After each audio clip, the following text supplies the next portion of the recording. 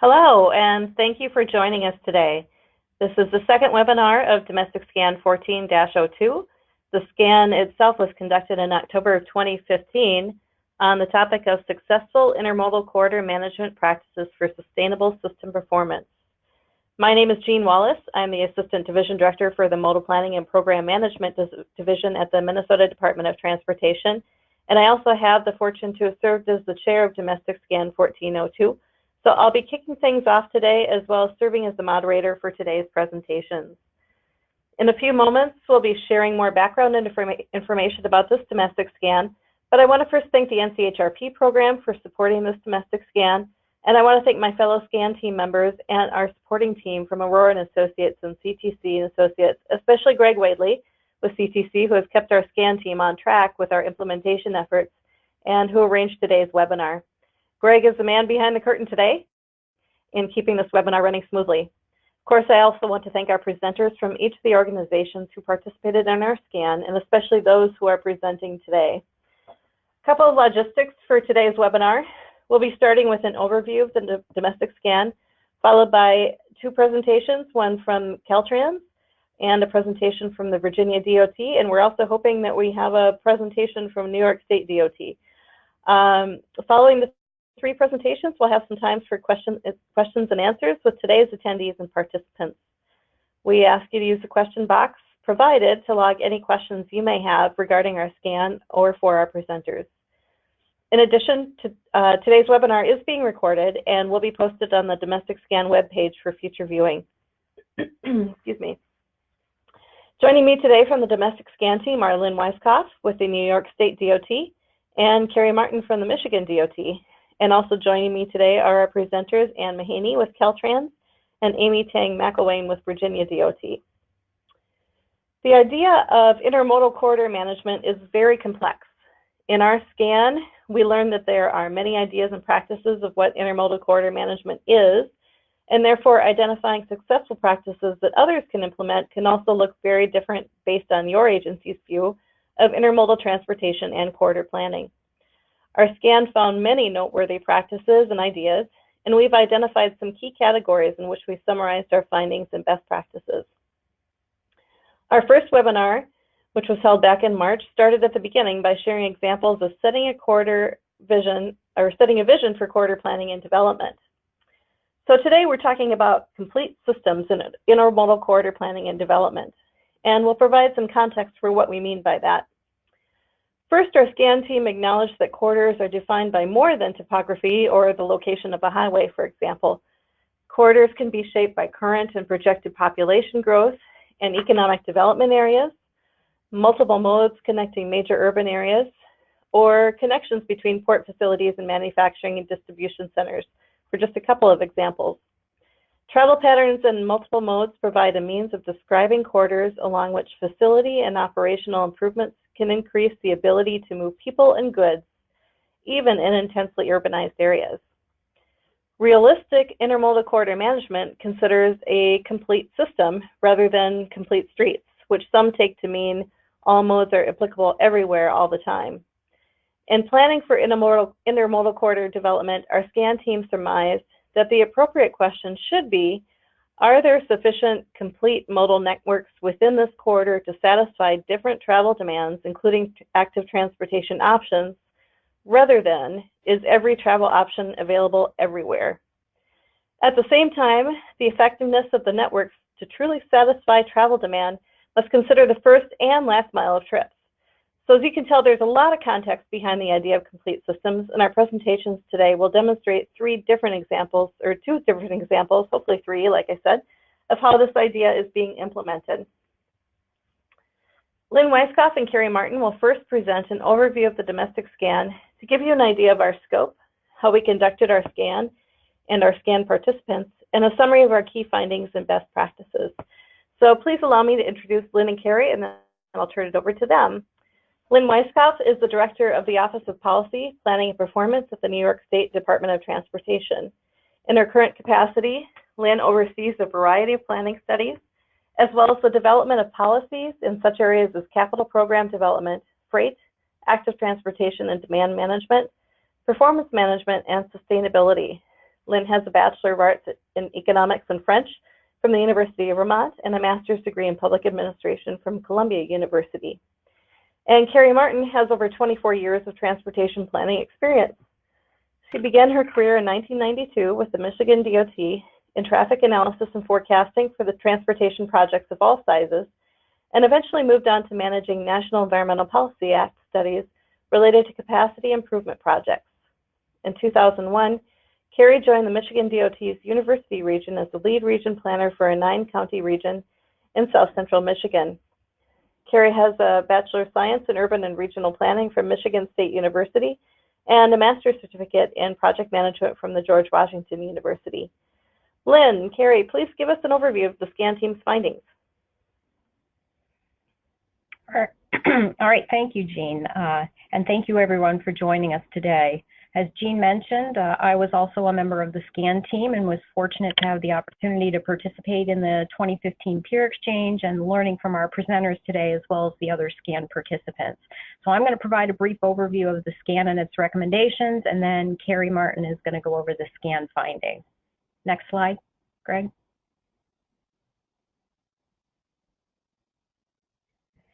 Okay, as Jean mentioned, this SCAN was undertaken as part of the National Cooperative Highway Research Program's Domestic SCAN program, and one of the primary goals of the Domestic SCAN program is not only to undertake the work and synthesize the results, but also to be sure that we share those results with others. So today's webinar is part of a series of getting the word out, and also a very important part of the technology transfer aspect of the Domestic SCAN program.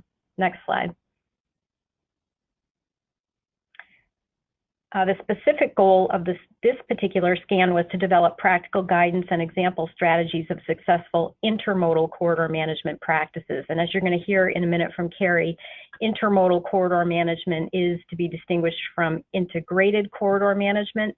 This work focused on how to strategically plan and develop corridors to maximize the contribution of any mode in the corridor for performance. So the goal was to maximize the return on investment in multimodal corridors.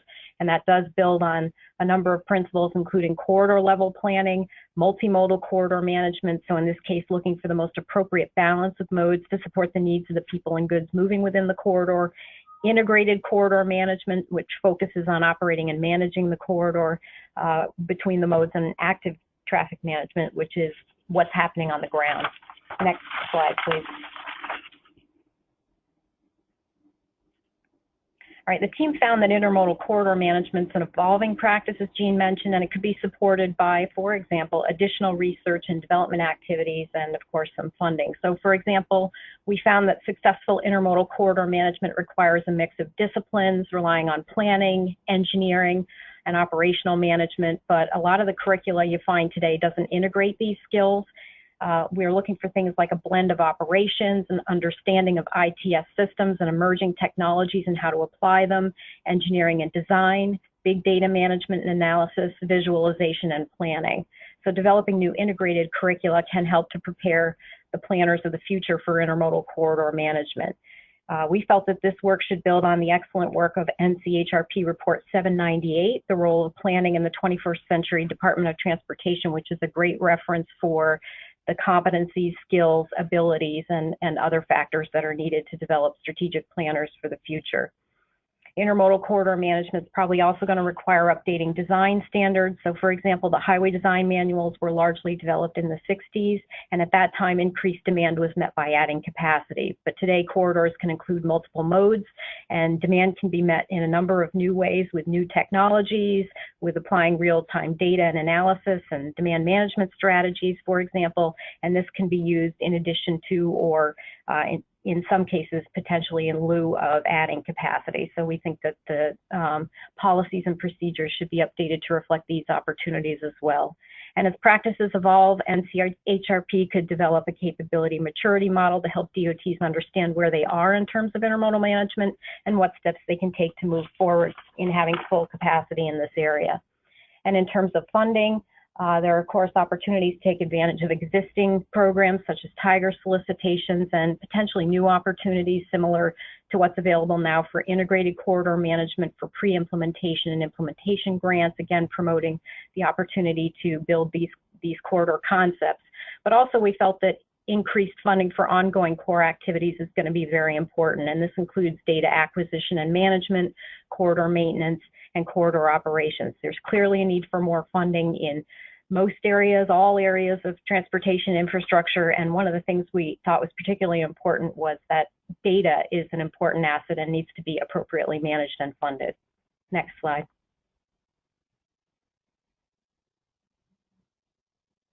The final report is now complete and available on the web, and I think there will be a link to that later on in this webinar. And as I mentioned, it is important to continue to share these findings and support the further research and development. Next slide.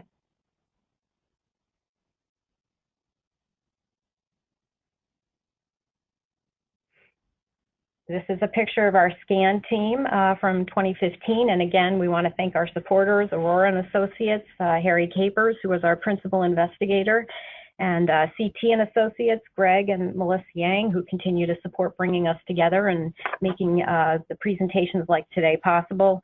Jean did an excellent job of chairing the SCAN team and continuing to support the results, and also all the SCAN team members who continue to work on this effort. Next slide.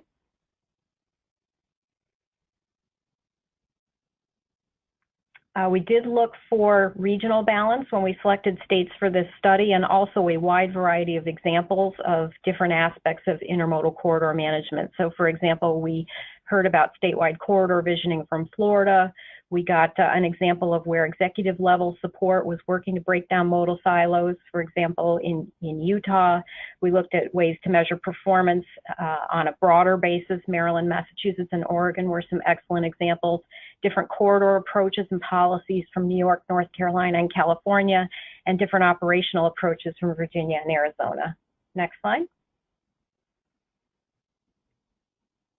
When we talked about how to approach this particular scan at our first meeting, we felt that the best way to do this was through a peer exchange, and that way not just the SCAN team members, but all of the experts at the table would be able to benefit from the conversation. So for each of the presentations, we asked a series of questions to be looked at in advance, which included how the corridor needs and visions were developed, how the corridor was managed amongst the various stakeholders and governmental entities, what arrangements were made, and how performance was defined and success measured. And I will turn it over to Carrie to talk a little bit about the SCAN findings. Thanks so much, Lynn. So what is the difference between integrated corridor management and intermodal corridor management? The SCAN team spent a lot of time discussing this distinction. Integrated corridor management is operationally managing highways or streets for optimal movement of people, goods, and services, and can be a subset of overall intermodal corridor planning and development. Intermodal corridor management provides a strategic way to plan for and coordinate the best investments in multiple modes to improve a transportation corridor's productivity and to support longer-term social goals related to economy, environment, community development, and quality of life. Both intermodal and integrated corridor management heavily rely on collaboration between modal agencies. Next slide, please. Traditional corridor planning typically focuses on the dominant transportation mode in a corridor, and oftentimes it misses opportunities to coordinate with other modal agencies to maximize capacity between modes. Intermodal corridor management strives to meet transportation demand and performance at the least social and economic costs. It also builds on the principles of multimodal corridor planning, integrated corridor management, and active traffic demand management. In a nutshell, intermodal corridor management tries to bring environmental and funding sustainability into corridor performance through a mixture of modes, agency cooperation, and investment. Next slide, please. This chart represents the states that inform the SCAN team the most on the identified objectives listed along the top of the chart. The final NCHRP report has detailed information regarding the findings and conclusions from each state. Next slide, please. In general, the next few slides summarize what we heard from the participating agencies. Their input really helped the SCAN team develop findings, recommendations, and strategies for implementing the SCAN's conclusions. The intent of the SCAN team is to present the following individual topics through a series of webinars. So intermodal corridor management cannot be done in a bubble. It needs collaboration. There needs to be distinct and formalized partnership agreements established up front to understand everyone's roles and responsibilities. We saw from the national examples that this provides stability throughout the process and better identifies the shared goals, the available resources, and who will be making decisions. It also needs leadership from the top. It needs a champion who buys into the need for intermodal corridor management. We found that the participating agencies who were successful had a champion at the governor's, legislative, or director's level.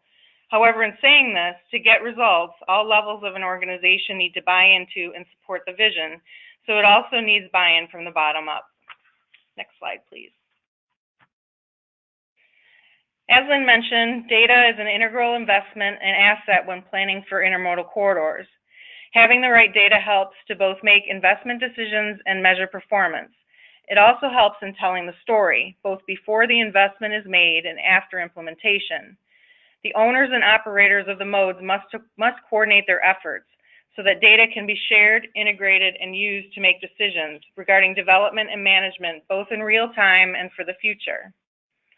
It's also important to strive for outcome-based, multimodal, mode-neutral, and customer-focused performance measures that are meaningful and important to customers, while remembering that measurements and successful performance may be different for different users. So gaining and sustaining popular and political support is critical through the use of well-thought-out performance measures. Efforts to engage the public and elected officials have taken on many different forms throughout the country. The participating agencies brought forward great examples of efforts to deliberately reach out to environmental justice communities and use different media approaches and social media and multimodal tools to reach specific demographics and groups. Next slide, please.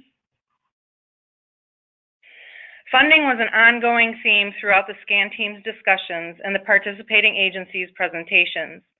Sustained funding for intermodal corridor management is a challenge nationwide. However, states are finding very creative ways to make incremental progress. This is where performance measures are so important, as the documented data-driven outcomes and measures can provide support for continued investment. Sustainability has traditionally been defined in terms of minimizing project cost while striking a balance, socially, economically, and environmentally. However, a different definition of sustainable transportation is to meet the multiple transportation needs of the present while not compromising the mobility needs of future generations. States are looking at using tools such as scenario planning and design flexibility to better manage and develop corridors and intermodal transportation systems and to address sustainability. The topic of the first webinar was about establishing corridor visions and goals. Florida and Utah did a great job at providing an overview of their state's efforts in planning and investing in the future of their corridors and defining their core values at the state level to determine how they want to grow and develop in the future. A statewide vision assists with the prioritization of corridors and promotes the collaboration and common understanding needed for intermodal corridor development and management. Next slide, please. So that brings us to the final finding, which is related to focusing on a systems approach, which is the topic of this webinar. The theme of complete streets came up regularly during the SCAN by both the team members and the participating agencies. All SCAN participants felt that the idea of a complete system was more appropriate to address the needs of communities and transportation agencies. Focusing on the system as a whole rather than just a street provides for better results on moving both people and goods. There was a keen understanding that depending on the situation, a single corridor cannot be all things to all modes, and that the entire transportation network needs to offer mode choice. So California, and I believe New York is also with us, and Virginia are three states that we have with us today. These were states that exemplified the example of a systems approach to intermodal corridor management. So I will now turn things back over to Jean to introduce our speakers.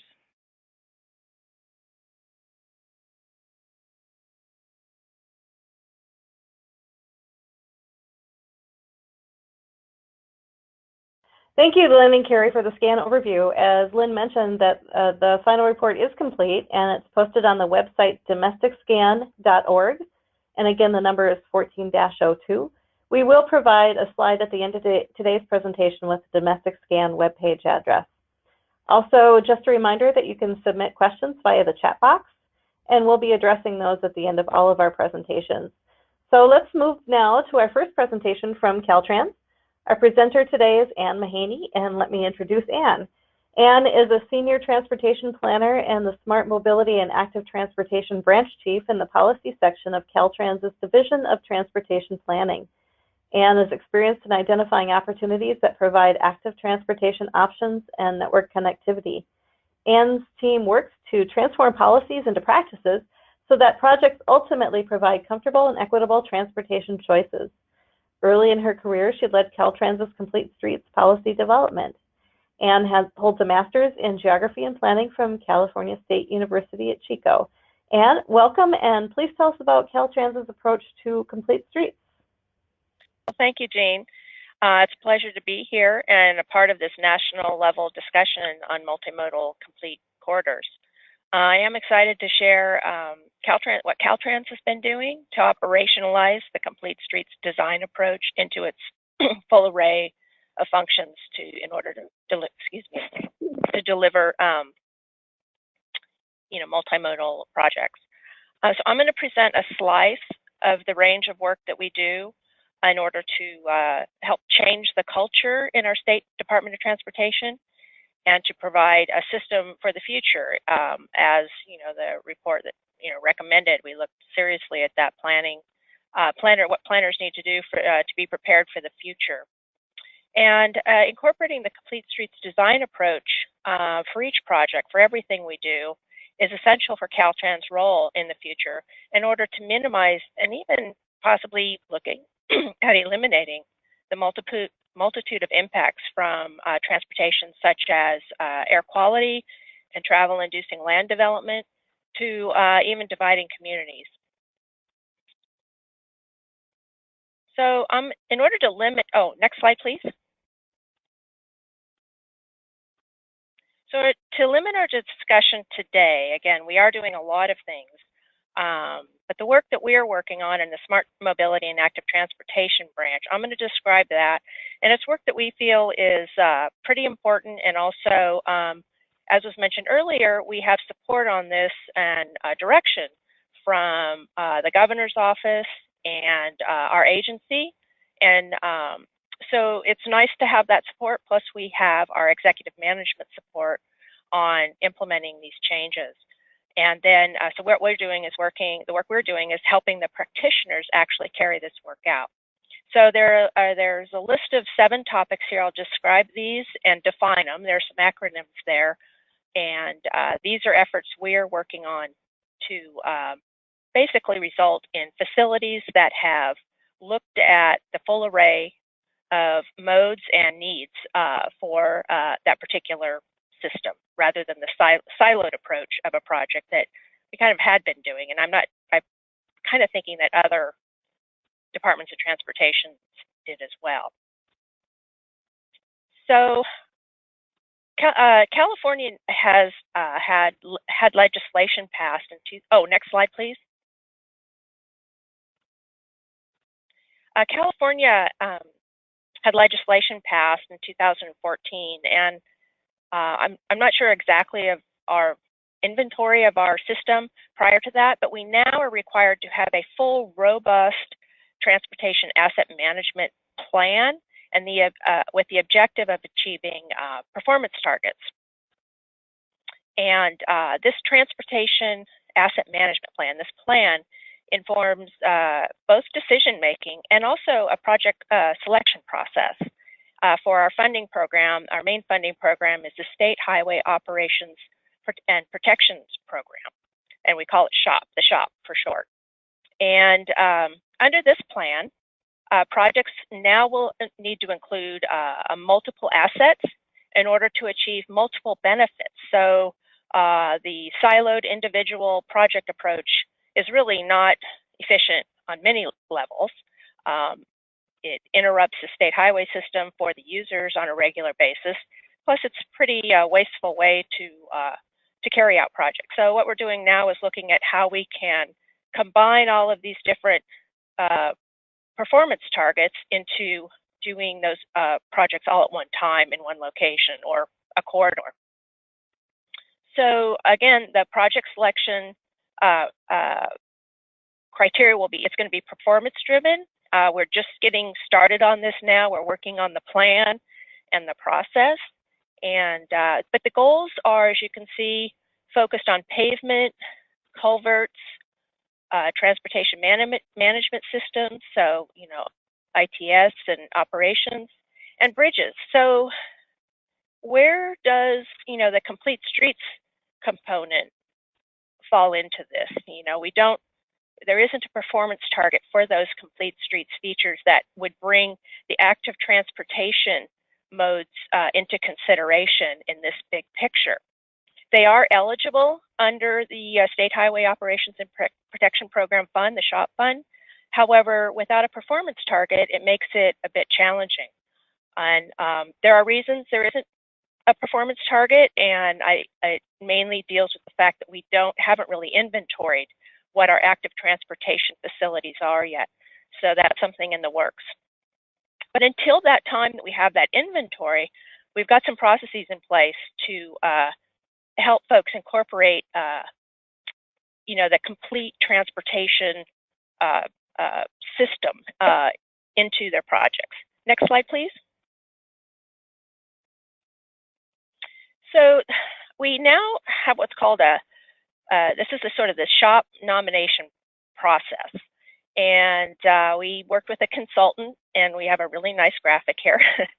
The process, this objective of this project nomination process is basically to, you know, maximize the funding, reduce the amount of time that the public is impacted by our repairs and our work on the state highway system.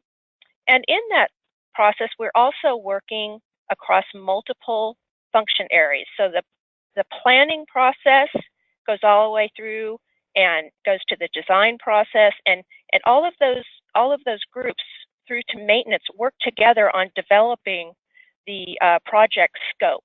So this whole effort is really, one of the main parts of it is to improve the whole scoping process of our project, and with this cross-functional subject matter experts. So as you know, maintenance folks are working for what they need, planners are working with what they need and what they know that their communities that they work with need. So how do we provide connectivity, either, you know, to their system, or, you know, remove a barrier from, you know, in order to make that complete transportation network for different modes. So that's that. And next slide, please. So another step, or one of the first steps in this process, is the development of a project initiation document. And in Caltrans, you know, we have what's called it's for short of a PIDS unit. And in this document, it documents this preliminary scope, and it develops a schedule, and it develops a cost, and it's preliminary. And these really do change as the project works into sort of the programming of funds. But this is necessary in order for a project to be considered for programming, for funding. And in this project initiation document, we've included a requirement for coordination, again, this collaboration between the functional areas, where the development of the information requires input from the information that planning has. Like I said, they have the knowledge of the local agencies and the local communities, what they want in their community. And you know, our folks that work on, you know, the designers on the state highway, our operations folks, they all work together in order to achieve, see where their needs can be aligned. This process is going to go forward. We have SHOP cycles, and the 2018 SHOP, those projects had been developed And then there was this push towards including a multimodal approach in those projects. So many of these projects, they had to go back and look at them again and say, where can we add things on to a project? And so this isn't really the ideal way to do it, but it really did help get people thinking about what they need to do for the next shop cycle. And out of that effort, I did put some numbers up there, but a considerable number of the project initiation documents did actually do a decent job of considering or addressing complete streets appropriately, considering the fact that folks hadn't really been trained on how to do this. So I'm going to talk a little bit more about how we've done that. Next slide, please. The asset management tool was important, key to us helping to incorporate complete streets elements and be able to track and target how folks are carrying out these projects. So this tool is it basically tracks. It was developed to track project assets and outcomes. So these were used by the folks that worked in what we call our advanced planning area. They work on developing the scopes of the projects, and then all of that initial scope and the basic design is input into the shop tool. This is pretty much the first part of database that is needed in order to program a project.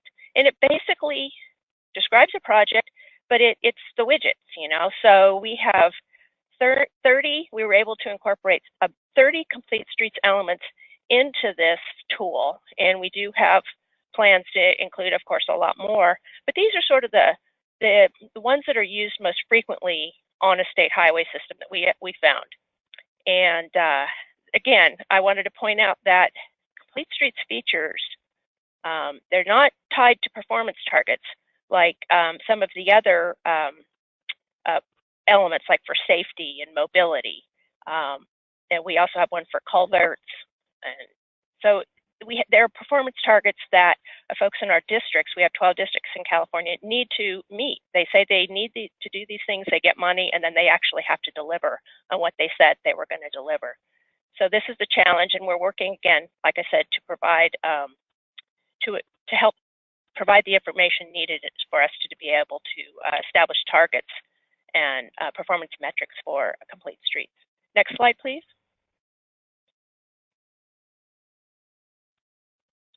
So one of the tools that we developed, our staff developed, to assist the folks in the advanced planning and other steps down the way, it's not limited to that, but this is why it was initially developed, was what we call a complete streets elements toolbox. And in this toolbox, it not only provides a discussion of what complete streets are, however, users can go into their specific feature that they need to do or their situation and be able to identify some features that might work in a right situation. So it draws not only from our highway design manual, but it also provides information on other documents, other guidance, such as the NACTO, and there's actually quite a few different documents that we refer to, because we are limited to our highway design manual. It is a guide, but there are some certain standards in there. However, our projects are not required to be built just to those standards. And this toolbox is available online to the public. So next slide, please.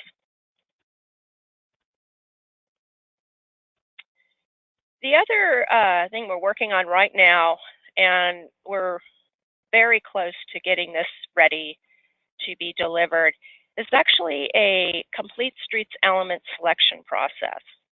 So we noticed that a lot of folks are overwhelmed by all of the different options. So in order to help them identify on a state highway system in various different facilities that types on a state highway system, such as an access-controlled freeway or an on or off ramp, undercrossings and overcrossings. We needed to limit the choices to things that would work on that highway system.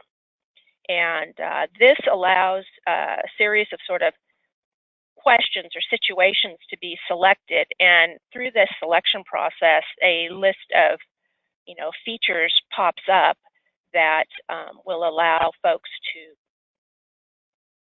develop a suite of features for a certain situation. And again, this is not going to be, it doesn't provide the answer, but it helps the decision-making process. It really helps filter out, what you can't use in a certain area. I think it makes the whole process a little bit easier and provides some of the guidance and the assistance that our staff need, who are working on very, very tight deadlines. Next slide, please. So this selection process includes, the facility types. It also takes into consideration context. So, of course, and it completes, complete streets and really just basic, transportation design. What is the context? An urban street is a lot different than a rural highway or even a rural freeway even. And in our districts along the coast, especially up north, this is this district goes up to Oregon. Many cyclists ride on the US 101, it's a state highway, but it's also an access-controlled area. But there isn't another acceptable, feasible route, so they ride there. So you can see that in this situation, next slide, please. So you can see in this situation, the facility in a rural freeway, has different treatments. A colored bicycle accessible shoulders. It gives, it provides direction for the rider and also provides information to the driver, and in addition to the signs. Now, in an urban conventional highway, this is in San Francisco. It's Slope Boulevard, but it's also State Route 35. This is in a very residential area. It previously, I think, was 3 lanes in each direction. There were many pedestrian and automobile collisions and many deaths here. It's a residential community. There's a college, there's a high school, there's access to transit here. So a lot of changes were made here, but this solution in this area is much different than this solution on a rural freeway. Next slide. So I just wanted to wrap up with our next steps. We have just completed a state bicycle and pedestrian plan, and this was a couple-year effort. And the title is Toward an Active California, and that is available online. Our branch is responsible for implementing the actions in this plan, and we are working on a strategic approach so that we can identify the actions that we can do that will be transformative. We have a goal to triple bicycling and double walking and transit from what we have in our current measures from our National Household Travel Survey. And so we'll be prioritizing those actions. Two high-level action items that we're working on is each district will have an active transportation plan, and we will be working to collect pedestrian bicycle data along with an inventory of our existing system so that we can feed that into our asset management program and start working towards that, making complete streets its own category within that program, and be able to start having performance targets for that. Another pretty big thing going on right now in California is Senate Bill 1 was passed in 2017 this year, and there's a lot going on in there. There's a Road Repair and Accountability Act. There's also a Congested Corridors program too. But this particular act, well, the act itself is $54 billion over 10 years, split between state and local agencies, and it changes how transportation is funded in the state. It's now funded through transportation-related user fees. And in this whole legislation, again, there aren't performance targets for it, but there's an approach that all of these projects will be developed within a context of using the Complete Streets design approach. So we are working with all of the different functions within the department to help provide that guidance to address Complete Streets. But that's where these tools will come in, will be very helpful to folks to be able to look at their projects and see how they can incorporate the Complete Streets design approach into their projects. Next slide. Just wanted to provide you with a list of some of the resources that we provide to folks within, in the department and in California, if others want to take a look at it. All of the Complete Streets program is under my branch, Smart Mobility and Active Transportation branch, but there are a lot of other actions by other areas working towards this. We also have a climate change program that is really working to identify actions to address, sea level rise and, high heat and various things that are happening in the state related to climate change. We have from our design department, design flexibility, which allows for the flexibility to use the standard as a guide and to allow engineers and other folks working on a project to use good judgment to develop the right solution. And again, our landscape architecture department, division, and local assistance does our active transportation program. And those are projects on the local system through a grant. And then again, our traffic, we have a great pedestrian and bicycle safety program now within our traffic operations. And next slide. I just want to thank you again for this opportunity to share what we've been doing, this slice of what the department has been doing to operationalize Complete Streets into the whole continuum of the transportation project delivery process. And I welcome any questions at the end. And please feel free to contact me or my staff.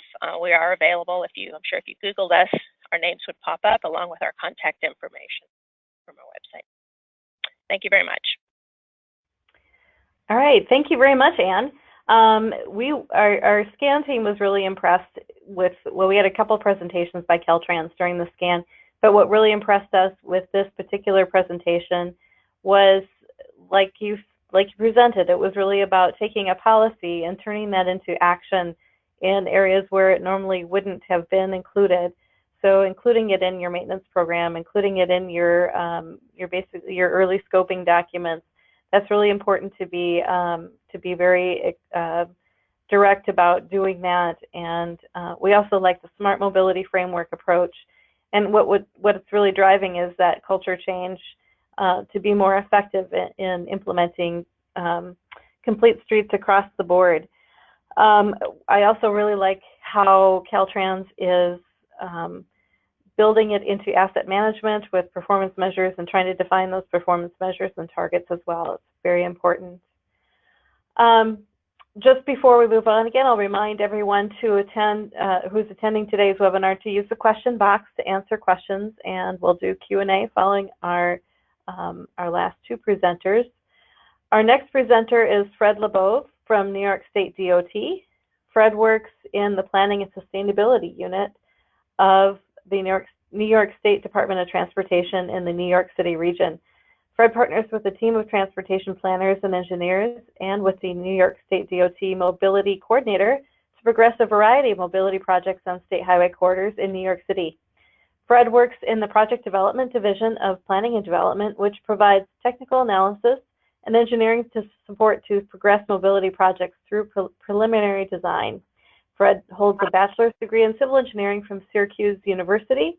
And thank you very much for joining us today, Fred, and please feel free to move forward with your presentation. Okay, thanks a lot. We can go to the next slide.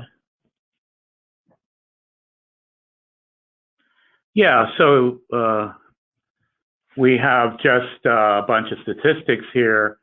This is a follow-up from, I think, a presentation that we've updated that Chinna Madhu, our planning and program management supervisor here at State DOT in New York City region, had done in San Diego in 2015. But, you know, all the statistics are interesting because it's a very big city.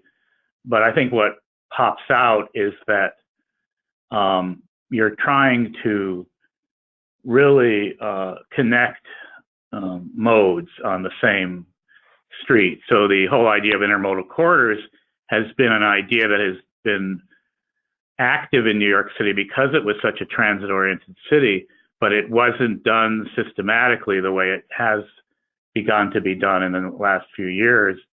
And so you see all the challenges, you see the huge transit network, but we have very tight spaces and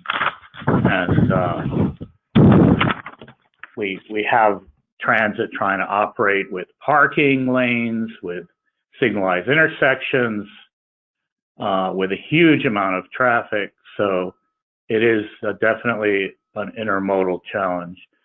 Next slide, please.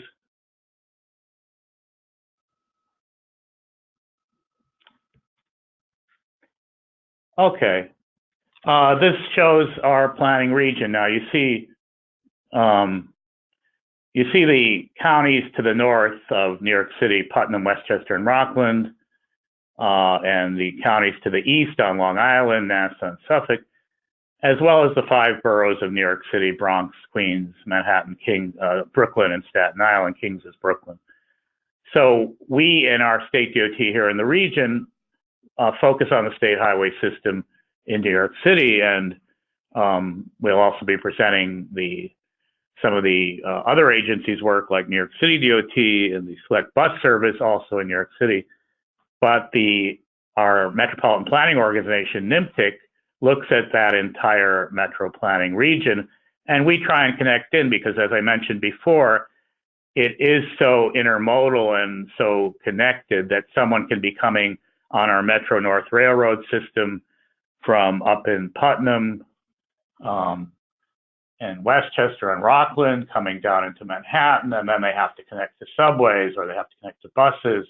People can be coming from our Long Island Railroad in Nassau and Suffolk and connecting into Manhattan, or even sometimes connecting into Queens and certain stops, or there's a Long Island Railroad stop in Brooklyn and Staten Island also. You have a ferry, so it's an extremely intermodal region, and the suburbs and the city are really connected into one giant metro area. Next slide, please.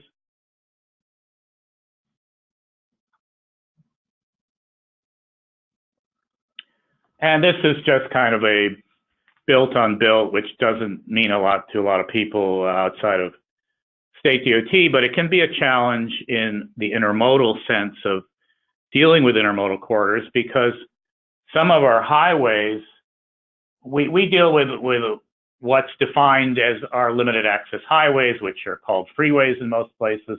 We call them expressways. Where they don't allow trucks, we call them parkways, like the Belt Parkway.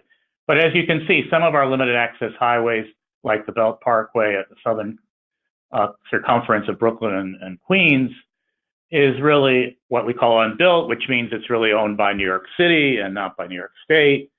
And there's all kinds of, institutional challenges, and I've heard people use the word silos, and we have the same problem here with silos. We have lots of silos, and we have silos between agencies, and we have silos within units, and we try and break through those silos and make an integrated intermodal system. Next slide, please.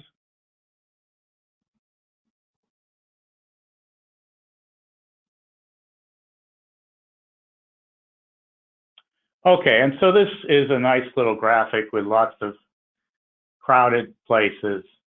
And you can see from the pictures here how much of an issue pedestrians are, how much of an issue, how the bus lane, like I mentioned before, has to really share with the car lanes, with the pedestrians, with the parking. You know, we have the muni meters now for the parking. Parking is a huge issue, so when you want to put in create an intermodal corridor on a city street, you also have to be aware, well, that parking is serving local businesses, and that's a challenge. The business needs people to be able to stop by and park at it for a short term. And so all these things, everyone's competing for these corridors. And so you have to operate in a very flexible way and really be integrated and intermodal. Integrated in that you really work with all your agency partners and with your community. And especially later when we get to select bus service, you'll see how the city also has to improve pedestrian and bike access and crossing while they're doing their select bus, which is what they call their bus rapid transit. But freight is a huge issue, truck deliveries, for example. You have a density that's just staggering. I mean, I heard before mentioning, you know, what makes intermodal corridors different is you get into a little bit with land use and things like that. You're not just integrating a corridor among agencies. And really, land use is huge. And of course, a big challenge, I think, everywhere, especially here where you have neighborhoods like right near where we work here at just across the river from Manhattan in Queens in the Long Island City area, where literally we have the highest amount of new housing units, I think, anywhere in the country that's been put in the last couple of years, and just thousands and thousands of units in 40, 50-story buildings, 15-story buildings. So you've got the same street system. The streets didn't get wider. The highways didn't get wider. So trying to be flexible, time of day variations, reversible lanes, and the higher density means more truck deliveries, more congestion. So it is really a challenge and very interesting one at that. Next slide, please. Okay, so here is really a slide just summarizing the partnerships where they say SBS, that's our select bus service, which New York City DOT partnering with our MTA New York City Transit and other transit operators has done an enormous amount of work and had an enormous amount of progress in many select bus or bus rapid transit corridors, which we'll get into in a minute or so. MUL, our managed use lane, which we had a huge study looking at every limited access highway or freeway expressway in the whole city, in the whole 5 boroughs, our state highway system, looking at how we could manage them flexibly, and we'll get into that right away. And JTMC, that's Joint Traffic Management Center. That's a interagency center located right near where I am now, right in Long Island City, again, not far from Manhattan and Queens, where we have people from New York City DOT, New York State DOT, highway police, and they're all working together to operate intelligent transportation systems with the variable message signs, dynamic message signs. But that's a foundation, and all the cameras and everything else. That's a foundation for what we're trying to build on with other things like active traffic management and integrated corridor management, which we'll see in a minute or so in some slides.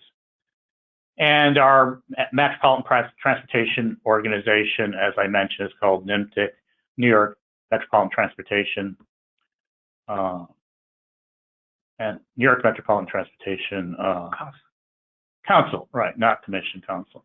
And New Jersey has their MPO, New Jersey Transportation Planning Authority.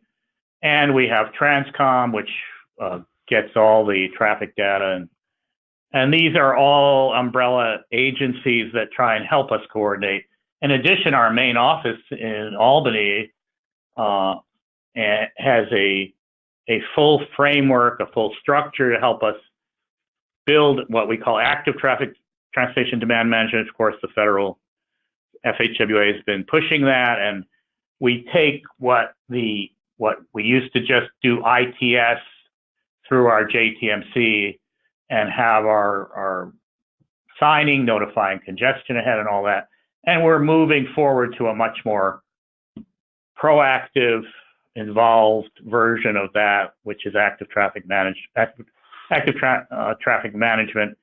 And of course, the demand management side, with which Ed Mark, who couldn't be here today, would have been doing this presentation, but he is very involved in the demand management as well as the active traffic management here in the region. Next slide, please.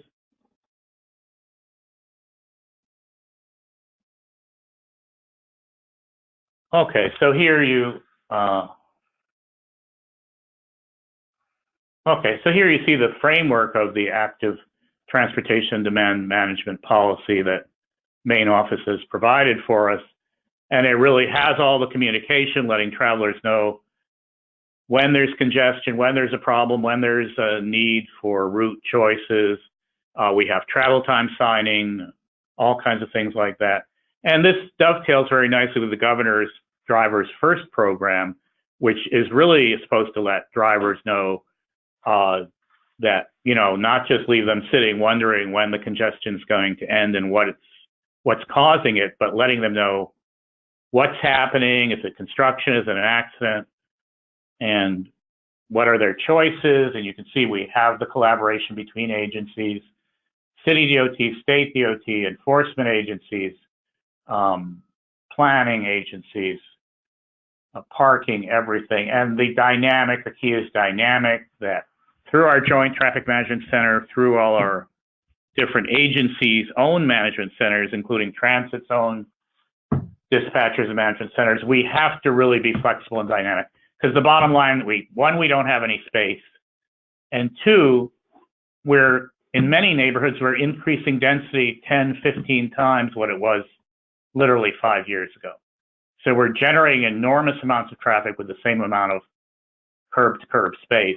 So we have to manage dynamically and flexibly, and we have to let travelers know their choices. And it has to be seamless and integrated, which really is a word you hear all the time, but this was a huge challenge in New York City. Literally, you could live in Queens, in the middle of Queens, and inside New York City, and have been chugging along, take a crowded subway, a local subway, get to, say, Kew Gardens, where I used to live, and some people lived in Ozone Park, which is the southern part of Queens, and then spend another 45 minutes on a bus, a local bus, before the select bus service. And you could spend twice the time that someone living way out in the suburbs would spend, because they might have a one-seat ride on a train to their town. So the seamless and integrated part ties in with all the other things we're going to show. Next slide, please.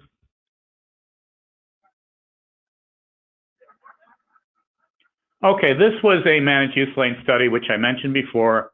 We looked at about 35 corridors, spent quite a lot of money looking at the entire state highway system, and we did all this data collection, transit data, speeds, densities, everything on all our corridors. And then we screened these corridors using a 3-tier screening process that the consultant had come up with, and we worked with them to screen corridors so that we could determine where we could get the best benefit of managed lanes, where we use all the active traffic management techniques and bus HOV prioritization and everything else to create multimodal corridors, as well as actively managed corridors. So the 3 levels: first, we looked at all the corridors to determine where the worst problems were. That was level 1, and also the duration of the problem. Level 2, we looked at whether a strategy was applicable. Maybe a bus lane doesn't work on every corridor.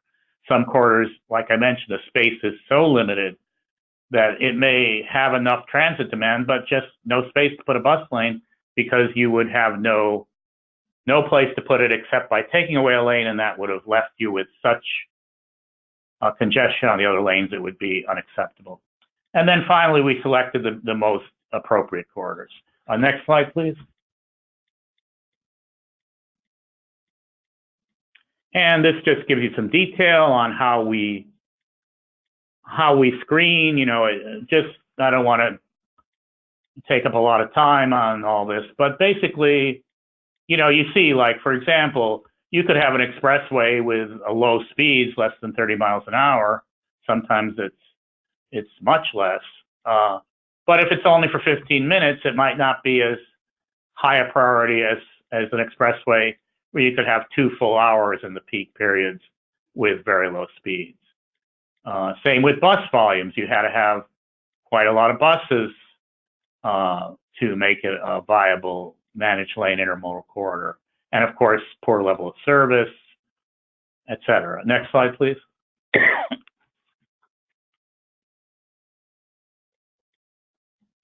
Okay, and then here's what we ended up with our level 2 screening. Basically, after we got through the corridors in level 1, as I said, which have the worst problems, and then we look at, well, what techniques apply to those problems. Not every technique applies to every problem in every corridor. But you see, we looked at HOV lanes, bus HOV lanes. We sort of deferred the hot lanes because at that time it was really a hot potato, politically. But I think people are more and more now getting comfortable with hot lanes, and it's being more and more talked about in terms of congestion pricing and other things. So at that time, we sort of deferred that.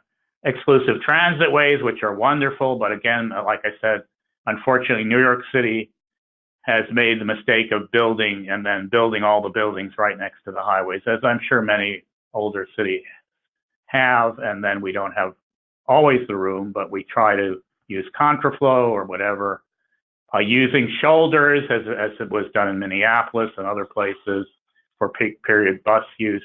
We looked at a lot of that. So contraflow lanes, and you'll see later, we'll get into the Long Island Expressway. Speed harmonization queue warning is a very nice active traffic management technique that not only helps with mobility, but it very much helps with safety, not only for cars, but even during work zones, during maintenance and work operations and construction. When the cars are warned with dynamic message signing gradually in advance, they can gradually be told to slow their speed down in a safe and gradual way, and they can be warned of the queues. It cuts down rear end accidents, which also lead to secondary congestion. And junction control, of course, where you can prioritize a ramp or main line with extra lane use or dynamic rerouting. So we looked at all those things, and they're all great things, and we tried to do what we could where we could. Next slide, please.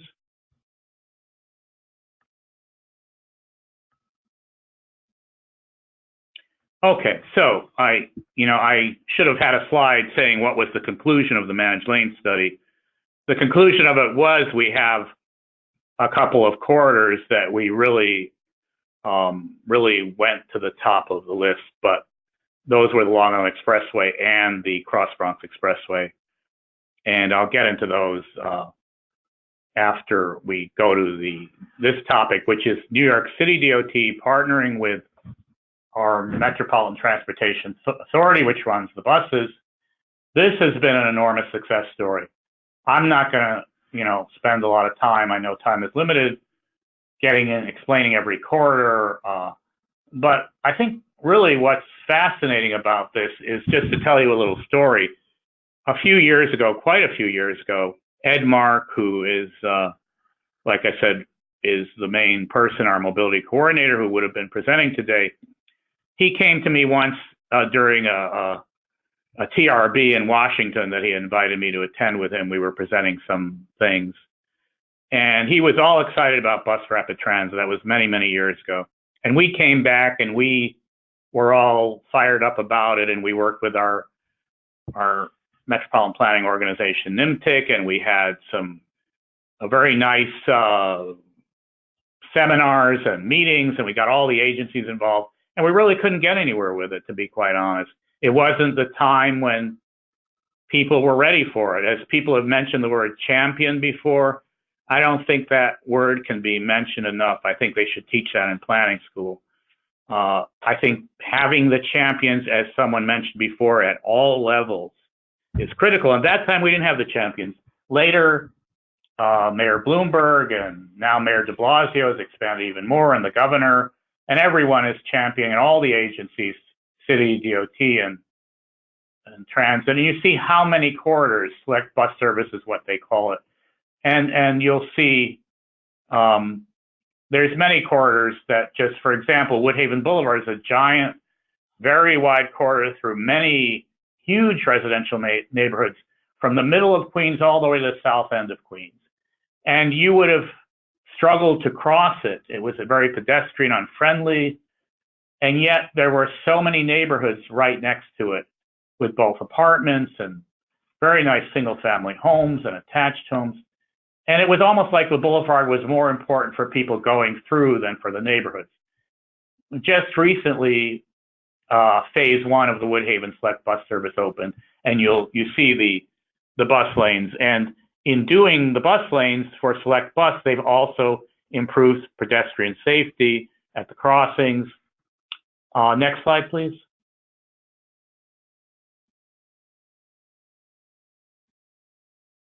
And here you see more of them, South Brooklyn, Woodhaven Boulevard Phase 2 that are coming up in the coming years. And so it's corridor after corridor after corridor. And, you know, when, just back to that story, when I remember mentioning it to someone in an agency, in a transit agency at the time, and the answer I got was, well, bus rapid transit is a solution looking for a problem, and we have limited stop service, and that they saw as good enough. But if you knew what it was like to take a bus in those days from, get off the subway at Union Turnpike in Queens in Kew Gardens, which is a huge population center, and try and find one of the dozens of buses in those days and find where you're going. And you look for one of the ladies who would take the bus all the time for shopping, and they'd have to tell you. There wasn't user-friendly signing. There weren't any of the, not to mention all the off-fare boarding and everything. It was just a mystery. And then you take a slow local bus. And it was just very frustrating. And Select Bus has solved those problems and made buses a marketed, user-friendly, customer-oriented product. Next slide, please.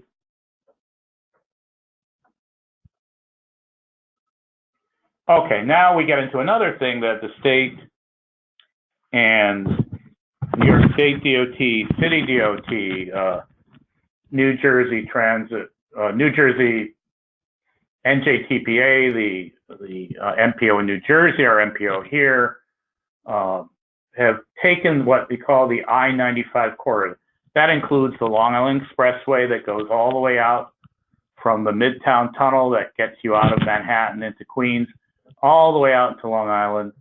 It includes, of course, we're not doing everything at once, but we're doing the Queens part, I believe, now. And then you include Midtown Manhattan, where the city DOT has a Midtown in Motion system that they've put in to deal with this incredible traffic and signals and congestion in Midtown. And then you get to the Lincoln Tunnel that takes you to New Jersey. And you get to even a piece of, I believe, the New Jersey Turnpike. That's all I-495, and that's integrated corridor management, where the stakeholders are all engaged, they gather all the information. It was a grant, they did a concept of operations, and the key is to make a true integrated corridor. And part of that integrated corridor was an attempt to there are some intermodal aspects. The Lincoln Tunnel has a bus lane going into Manhattan. And when Uchenna, our planning and program management supervisor, presented in San Diego a couple of years ago, he presented what was one of our biggest hopes for success, which was a bus HOV lane I think, a 2-mile extension. Was a 2-mile extension of the bus HOV that we have in Long Island Expressway, which we have had to defer right now, but I'll mention that. Next slide, please.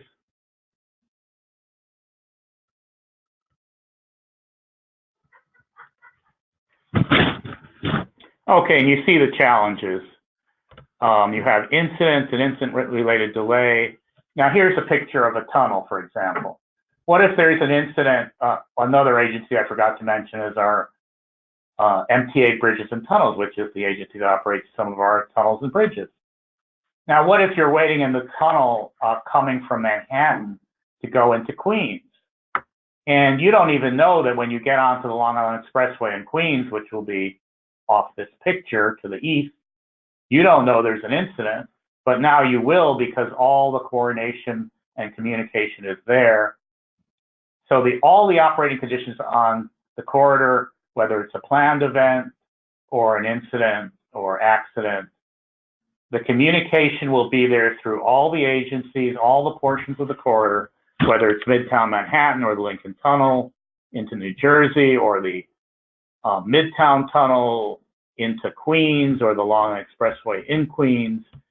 The key is operational collaboration among the agencies, knowing all the data, all the control centers and command centers in all modes, you know, the bus command centers, the highway and local street centers, all communicating with each other and optimizing the corridor in terms of traffic operations, travel time, reliability, safety, everything.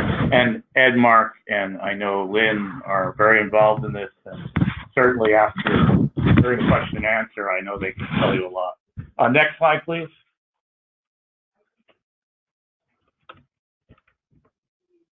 Okay, and you see some of the specific needs of the integrated corridor. And I know this is intermodal corridor, so I'm going to try and mention that a little too.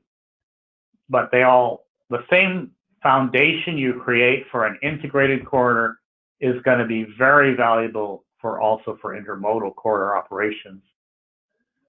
So you see you're enhancing the situational awareness during an incident, and every agency is aware. It's not something where one agency knows, but the other agency doesn't. So the driver in New Jersey doesn't realize, well, maybe I better not take the LIE, the Long Island Expressway, because there's an incident. Now he's going to know that well before he makes his choice. He may choose another route. And of course, the protocols for events so that it's not everyone making decisions on the fly. I find that is something that when you deal with operational projects, the people in the command center and control centers get very worried if you just say, oh, we'll have, you know, all kinds of communication, and they fear that, understandably, with their limited staff, someone's going to be sitting at a monitor making a decision in a split second or trying to call the right people. No, there's protocols. The protocols are predefined, and agencies can override the protocols if they want. So it's very streamlined, it's very automated, but you're not tied to the protocol if it doesn't happen to work. So you have a decision-making process, and of course you improve incident response and clearance times. Now here's where you support and prioritize higher occupancy vehicle reliability for bus and HOVs. Now here's where I have to just give you an update.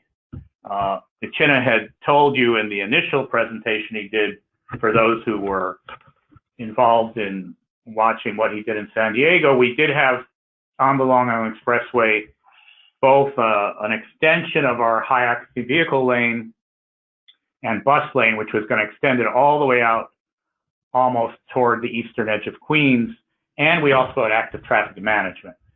Now, one of the things that happened is because we have a very big priority to get people to the airport, because there's an enormous project on the Van Wyck Expressway to add a lane in each direction to help people to get to Kennedy Airport, which is a huge problem and has to be addressed, and that Van Wyck project is addressing it. We held off on the bus HOV lane because although it has an enormous benefit inbound, it takes away a lane. It's a contraflow lane, so it takes away a lane from our eastbound LIE. So right now on the LIE, which is part of the integrated I-495 integrated corridor, our main focus, and we're about to start final design on this, is on the active traffic management. We're putting in a full and robust active traffic management system. And we're also looking at bus prioritization more locally where we can in smaller scale efforts. And you can see what you're doing is managing the corridor and optimizing it, complete with information and freight demand, which is a huge issue, of course, on the corridor with the enormous truck traffic. And part of the Long Island Expressway is a 53-foot truck route.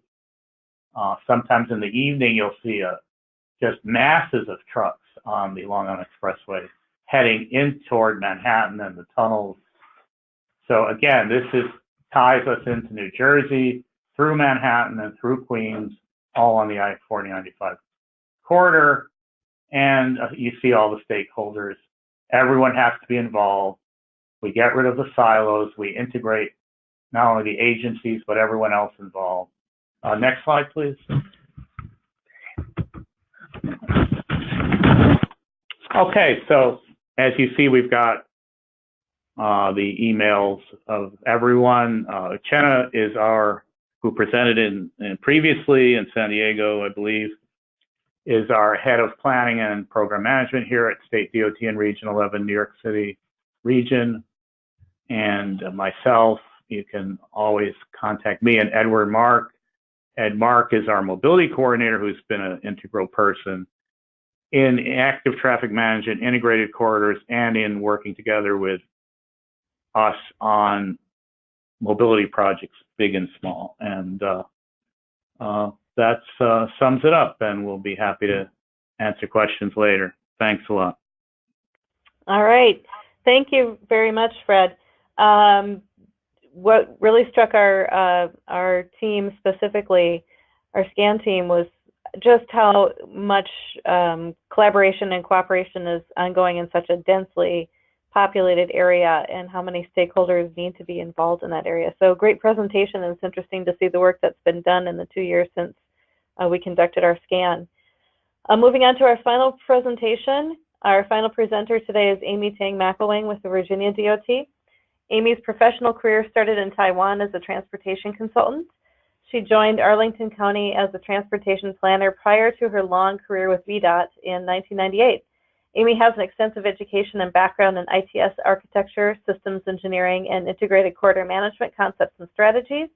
Amy is the operations technology specialist for a newly formed organizational focused on emerging technology, and has been involved in virtually every ITS and technology deployment project in Northern Virginia over the past 20 years.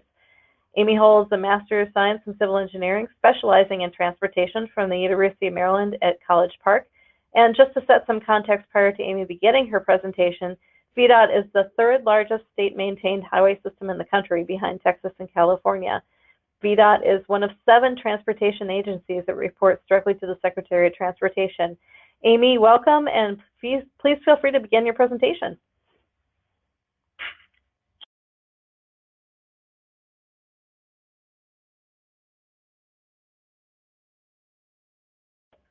Are you there, Amy? Oh, I have to unmute on my end too. Thank you, Jean, for the introduction and the opportunity. Now I could share Northern Virginia's experience in intermodal and mainly integrated corridor management. Next slide, please. So I like to start by establishing the big picture for the intermodal planning effort in Virginia before focusing right onto the 95 corridor effort.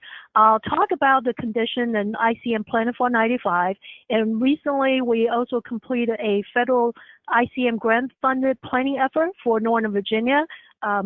Last slide, please. East-West corridor, and I will give you the update on this effort and conclude with our plan for moving forward. So at this slide, a big picture, I would like to touch on give you context about 3 plans related to intermodal and integrated corridor management. Greg, can you go back to one slide, please? Thank you.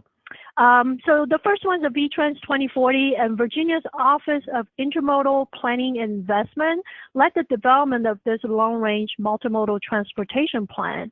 And the second plan I would touch on is a Virginia Transportation Technology Plan, which was developed per House Joint Resolution 122 as adopted during the 2014 General Assembly, Virginia General Assembly session.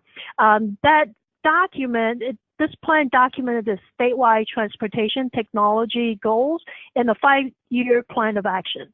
The third plan I'll touch on is the transaction plan. Northern Virginia Transportation Authority, we call it MVTA, recently updated this long-range plan, long-range multimodal plan to address congestion issues in Northern Virginia. So what's in common among all these plans, in addition to being obviously multimodal in nature? These plans do not stop at the planning level. As this graphic represented, they all have objective process and methodology in prioritizing and funding projects that can contribute to implementation. So next slide, please. So VTrans 2040 is Virginia's long-range multimodal policy plan, was developed with extensive stakeholder and public involvement. The plan focused on the needs of a network of corridor of statewide significance. It's pretty mouthful. VTrans 2040 identifies multimodal needs across the Virginia or the whole state. Only projects that help address the need identified in this plan will be considered for funding under the statewide prioritization process. We now call it Smart Scale. Smart Scale is a legislative framework with objective scoring process to make sure that investment of limited tax dollars are for the right project. So there's no additional money, but there's a process for allocating money to the right project. Next slide, please. So the second, the one before, slide before, yep.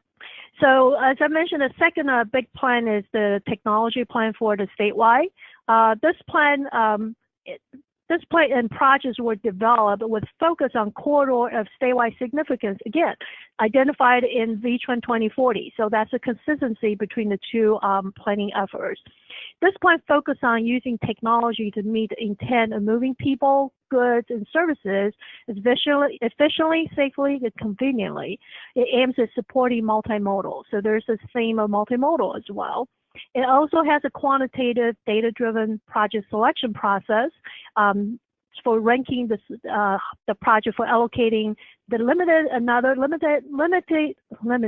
can't even say the word, and set aside money called Innovative Transportation Technology Funds, ITTF. Guess what project made to the highest ranking list? It was one of our 95 ICM strategies. I don't know if it's a good news or bad news, but next slide, please. So zooming into a Northern Virginia area, we have this transaction plan. This is a long-range multimodal transportation master plan for Northern Virginia. It has a focus on 11 major corridors. And this plan has about 350-some candidate regional projects identified and went through a modeling evaluation process for their performance in addressing congestion issues. Through our participation during the plan update process, ICM strategies are included in this long-range plan. So very soon, our agency in our region will be able to determine which of the projects in the plan to be included in their application for funding at the coming year. The scoring factor is the key is the congestion reduction relative to cost. So I'm sure that ICM has a little hope there. The result is the special Northern Virginia tax revenue money will be allocated to the highest ranking regional projects. So next slide, please. So giving you a context, now, since 95 ICM strategies are part of all three plans, let's understand why. This graphic shows actually pretty daunting. I hate that headline. A recent study by INRIX has found that Northern Virginia is home to the single worst traffic hotspot in the U.S. Wait a minute. I like being number one, but not in this category. So that spot is actually the stretch of southbound I-95 between Fairfax County Parkway, just south of the DC area, to Fredericksburg in the southern end. So it's all in pretty much the major portion in Northern Virginia. Next slide, please. Next slide, please. So now let's get to know a little bit more about the 95. We call it generally 95, but it's the two highways, 395 in the northern part and 95 in the southern part of the corridor in Northern Virginia, as shown on the map on the right.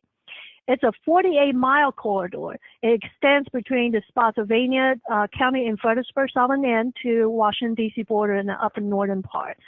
It is the primary north-south route along the eastern seaboard for travelers and commerce. It has regular travel lanes. It has reversible hot lane, high occupant toll lanes. We have arterial parallel routes, US 1. We have a very long stretch of commuter rail called Virginia Rail Express, VRE. There's bus services along this corridor. There are many park and ride lots, and we have extensive IT as a field device installed over the years. So in this corridor, let's go back one more. Let's go back up. Yep. So a little bit more to explain why this corridor is so bad. One slide next. So this corridor in Northern Virginia, oh, let's keep going back. It's a freight transportation bottleneck, not only for the Commonwealth, but also for the East Coast economy. It connects a large population residing within and outside of the area to DC, to military installation along the corridor, and major commercial centers. So it carries very daunting daily 6 million highway trips, over 300,000 transit trips within the corridor. It has extensive multimodal culture. If you haven't heard about it, we have a very effective slack line culture along this corridor. It's been around for about 40 years. It started when HOV lanes for 395 were changed from bus only to HOV 3 in 1975. So alternative modes of transportation is not optional, but a necessity for this corridor. So despite all that, INRIC's study is still showing us having the worst spot in the nation. In this stretch that I mentioned earlier, 95, the study shows that the worst traffic jams stretch about 33 minutes. Covers 6 miles, and nearly 1,400 traffic jams were counted in March and April this year. That's pretty daunting. So next slide, please. So is there hope? I would say yes. So that's why I'm in this business. So 5 years ago, VDOT took the lead to develop a ICM plan for 95-395 corridor with the aim to manage this corridor as a holistic system, multimodal, multi-agency, multi-jurisdictional. And our approach, I wouldn't get into detail in short of time, but this plan was developed back then with customer focus on end-to-end trip, stakeholder driven. It's very collaboration in the process, technology enabled. So we use technology as a means, but not the purpose. It has a performance-based program. And finally, we have a building block approach. So thanks. Next slide. So just give you a little highlight, what's in the what's in the ICM plan for 95 corridor. It pretty much grouped into 3 elements: the infrastructure, travel information, and decision support. We have made a little progress with a very limited resource since then, which I'll give you a brief update on each of the 3 categories. Under the infrastructure area, we didn't really deploy active traffic management, but did have successful experience for 66 corridor. We did upgrade our red metering system, existing system along 395 to have the adaptive function, and we're currently doing a feasibility study to expand the adaptive red metering along 95 corridor. And in the last 4 years, we have invested quite a bit, upgrading our signal controllers, camera deployment, arterial management. For travel information, we made a few progress. We enhanced with a little money, we enhanced Virginia 511 with multimodal data for this corridor. It will have bus, commuter, train, real-time data, and trip planning function. There's another round of multimodal enhancement effort going on, and this for the phone app, it should be launched pretty soon. We also have been posting the travel time messages onto our existing DMS sites on the GP lines in using probe data. Parking management has been a very high priority for us, and we have conducted one pilot and learned quite a bit of lessons. VRE, our partner, actually took the next step action, issue RFP this year for deploying the parking management system for VRE stations. VITA is currently allocated funds and programming to a effort to deploy truck parking management, addressing the dire need for the freight community. So VITA has also joined quite a bit of progress, joined the Waze Connect the Citizen program. So we share work zone lane closure data with Waze. As such, Waze users get to view the information provided by VITA. Similarly, Waze user reported event information also made available to our 511 users. So finally, the third element, which is the core of the ICM program for decision support. Although we did not make progress in this category, but we're expecting this to happen in the near future, along with this East-West Travel Share ICM effort. So next slide, please. Well, this was more of daunting information back then, but now looking back, when the 95 ICM plan was developed, the Smart Scale, the ITTF money, the Nova Special Tax money were not available then. So what do we have to do in order to implement our ICM program? So at that time, there were several large construction projects going on for the corridor. VDOT senior management put in place a platform, a mega project. And the mega project office managed a regional TMP, Transportation Management Program, that was established for the corridor. The timing is such that as soon as ICM plan was developed for the 95 corridor, this TMP program was also being established. While we share very similar goals, we're able to quickly establish a win-win partnership for ICM implementation, small implementation, to meet the purpose. Thank you. So with the TMP investment, we're able to incorporate that multimodal information to 511, as I mentioned earlier. And 5 years later, that multimodal enhancement has become one of the strategies for another mega project for 66 Express Line. So next slide, please. So time fast forward. Virginia Atlanta Gateway Project was awarded last year for a federal fast lane grant of $165 million. And combined with private investment, this project will address the worst bottlenecks. So on the 95 corridor in Northern Virginia. So this is a multimodal suite of projects focused on the 95 corridor, pretty much the same stretch of the ICM corridor limit. It includes 4 components. It has a rail improvement to address to add capacity, the most heavily used rail line for both passenger and freight rail services. And it has a component of extending both ends of the express lines on north and south. And finally, there's a corridor-wide ITS and TDM strategies, including ICM and commercial parking management. So there's hope, as I mentioned to you. So next slide, please. So what have we learned from the I-95 ICM experience? So when we began the ICM planning effort for another corridor of significance along East-West Travel Share in Northern Virginia, we adopted what worked well for the 95 experience and took proactive approach to minimize the challenge we face with the 95 ICM program implementation. So more specifically, we knew from day one that planning cannot end at the development of concept operations. We had to move forward and focus on the implementation and funding strategy. So we added emphasis. We also added emphasis on innovation and freight discussions to take advantage of what emerging technology could offer and address the needs of the truck industry. So the last slide, please. Last slide. Yep, thank you. So we also established a multi-agency governance framework as very first order of business. This is group is called Program Advisory Group. It was established to achieve a true stakeholder-driven program with director-level strategic guidance. It's a multi-agency membership group. And 95 ICM was developed with a large number of stakeholder participation, so we took up a notch for the East-West Corridor planning effort.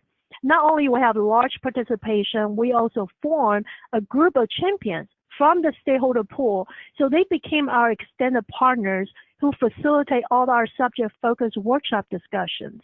And we did not present strawman ICM framework during all the discussions, so the outcome is truly a needs-based program based on our stakeholders' input. And we face a challenge for keeping the momentum for 95. So as such, we established not only the governance framework, as I mentioned earlier, we have a plan from day one to work with our agency stakeholders to apply for funds for implementation. It was emphasized at almost every of our workshop discussion. And we reached out to agencies immediately after our plan was finalized to seek the partnership opportunities for their project funding applications.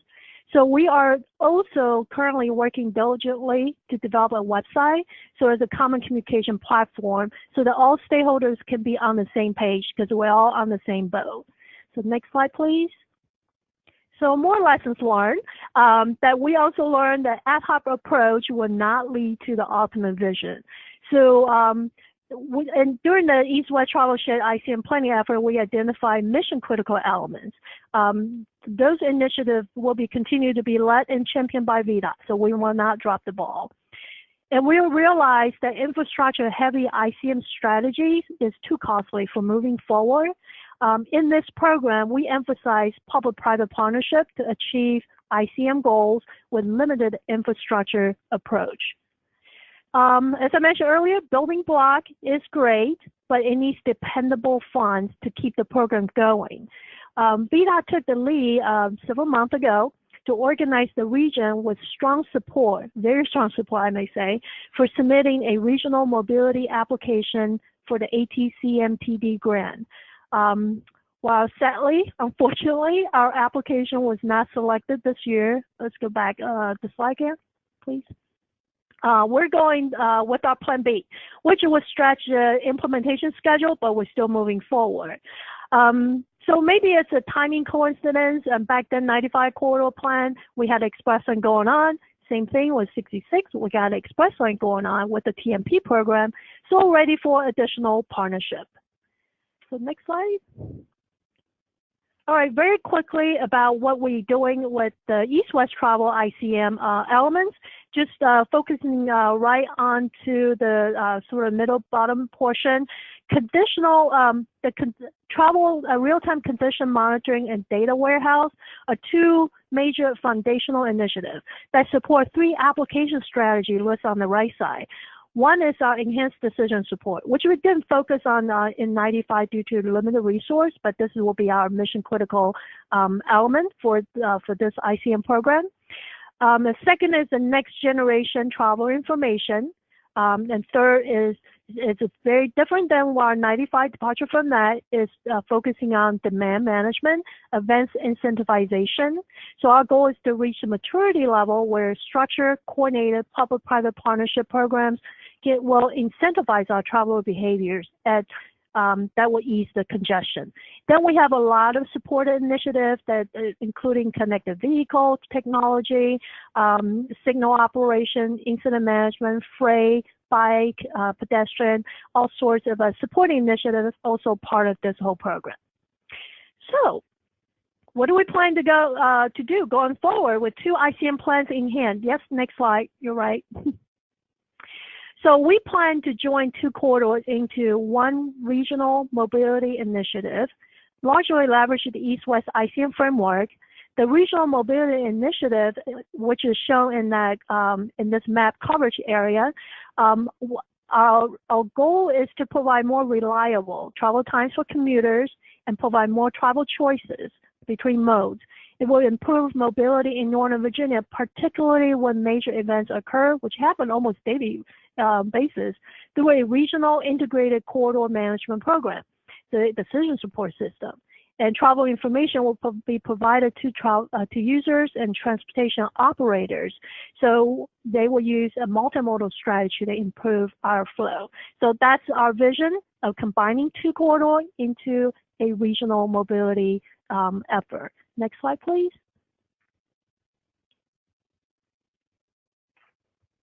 So going forward is also our focus on implementation.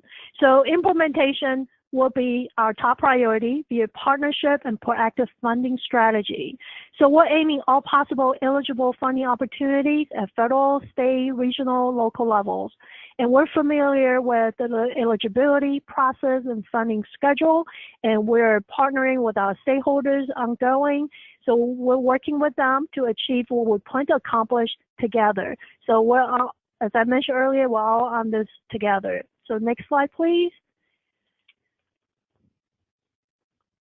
So we're moving forward because if we remain the status quo or driving were the only option, this is what we're afraid that one day will become the worst nightmare that we can ever imagine. So with this, I conclude my presentation for our limited experience in Northern Virginia regarding our intermodal and integrated corridor management. Thank you. Thank you very much, Amy. Our SCAN team really was impressed with all of the work that VDOT was doing during the domestic scan 2 years ago, particularly some of the work that you were doing regarding mode neutral performance measures, but just acknowledging all the work that you've done to even look beyond the highway right-of-way and including being inclusive of the other modes and the parking facilities, etc. Certainly the funding strategy in coordination with your partners and stakeholders has been, I think, a very successful view of how well this is going for VDOT. And we really liked how the goals, particularly in providing travel time reliability and more mode choice, were really facilitating that multimodal corridor management approach. So thank you very much. And thank you again to all of our presenters for their very informative presentations. As you can see, their work really influenced our SCAN team's findings for best practices within in-corridor complete systems development and implementation. Thanks to all of you who are still on the line, even though we're running a bit long. Let's open it up for questions and answers for the SCAN team and the presenters. So now I'm going to turn it back to Greg Wadley, and Greg will be reading through the questions that we received.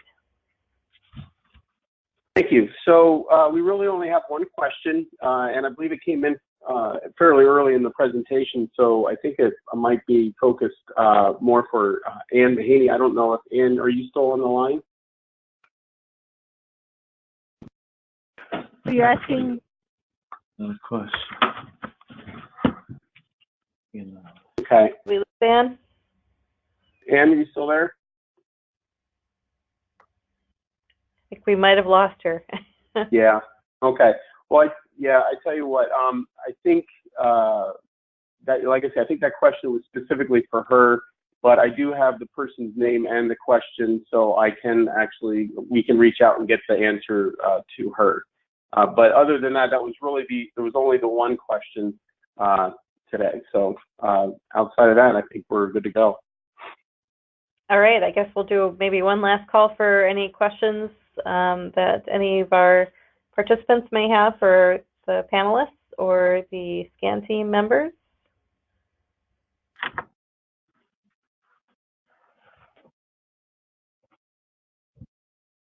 Anything coming in, Greg? No, that's just that one question, and I think that's it. So. All right. Okay. All right. Well, thank you all for joining us today. Look for future activities that will highlight additional findings of our domestic scan. And again, you can find the final report on domesticscan.org. And Greg, I believe we have a slide for that, possibly. I'm sorry, no. Oh, we don't. I apologize. Okay. We do not. But it's on the.